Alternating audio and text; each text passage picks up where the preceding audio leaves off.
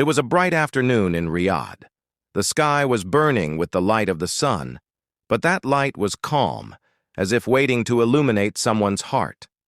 That day, in a city conference, guests from different countries of the world had gathered.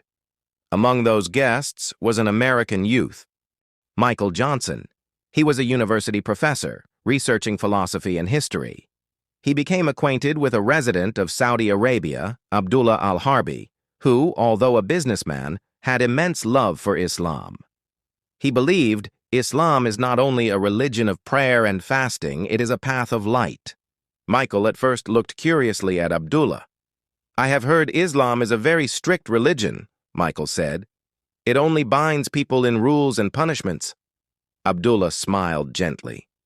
He did not speak loudly, but in a soft voice he replied, "Brother, Islam means submission." "But to whom?" "Not to any king or leader, rather to that one Allah who created the heavens and the earth. Islam frees man from slavery and teaches only the beauty of servitude to Allah." Michael was astonished. He had not heard such a gentle explanation before. Abdullah began to explain it even more simply. He lifted a glass of water in his hand. "Look, brother, if water is pure, then man survives, thirst is quenched. But if water is impure, it makes the body sick. In the same way, man's life without the word of Allah becomes empty and restless. The Qur'an is that pure water, which satisfies the soul." Michael slowly began to scratch his beard. "But Islam has so many rules," he said. "Isn't it difficult to follow them?" Abdullah calmly replied, "Just as a doctor gives medicine to save a patient, in the same way Islam gives some rules which protect man. Prayer keeps man connected to Allah.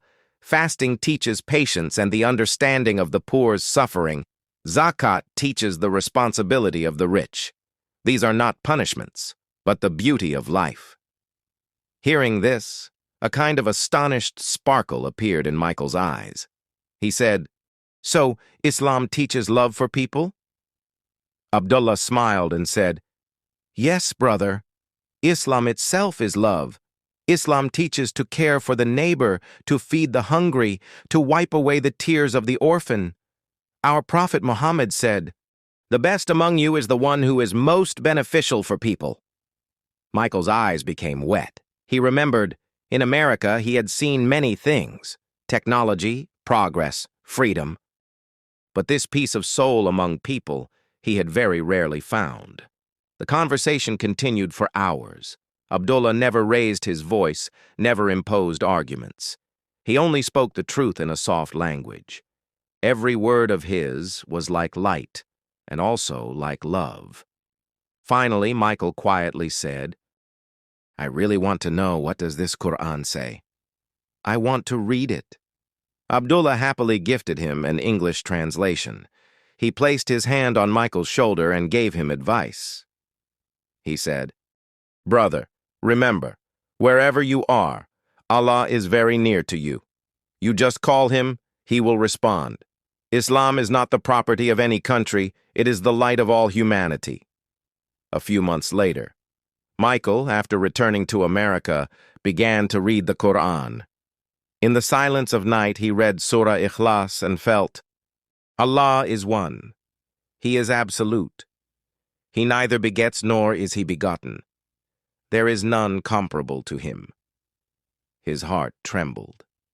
That night, with tearful eyes, he uttered the Shahada, La ilaha illallah Muhammadur Rasulullah. His soul found peace. This history is not only the story of a man from Saudi Arabia, it is the story of that truth which, through gentle invitation, filled the heart of a man with light.